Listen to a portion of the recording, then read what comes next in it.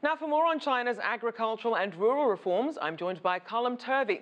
Calum is a W.I. Myers Professor of Agricultural Finance at Cornell University. Welcome to the show. Thank you very much. Now, what stood out to you from the policy blueprint for agriculture and rural area development in Xi Jinping's party work report? Well, I think the working report is very broad. It's covering a lot of areas, focusing a lot on the Western agriculture. Insurance is a primary factor, pensions are a primary factor, health is a primary factor. But I think one of the more important things for the long run is the transformation of land use rights and also some of the innovations that they're doing in land contracting and so on. Now let's expand on that. What sort of progress and even challenges are you seeing in the rural land transfer pilot programs? Well, let's talk about the benefits first.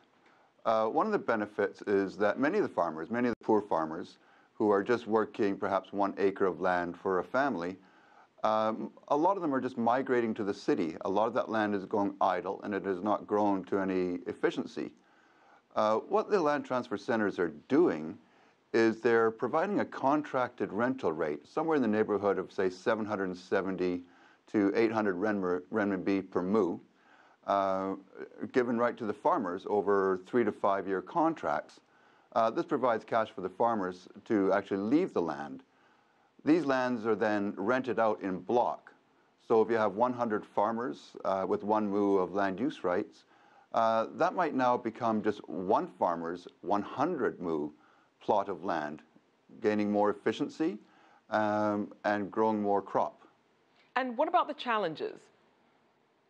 Well, some of the challenges that come about with that is the contractual rates.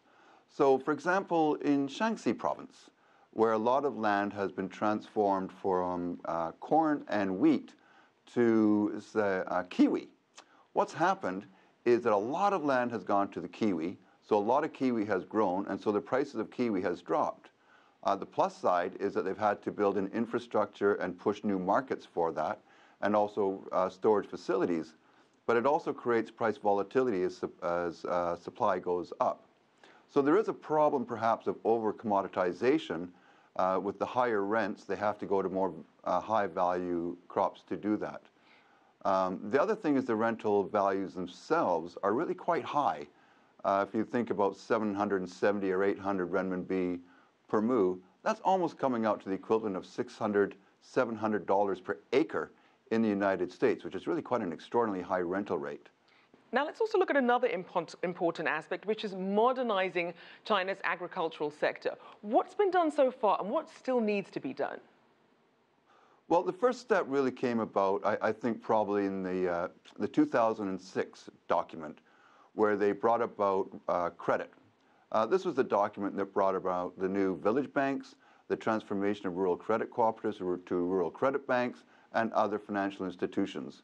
What this did is pump money into rural areas and deepening the financial, the amount of money in the rural areas and creating new businesses.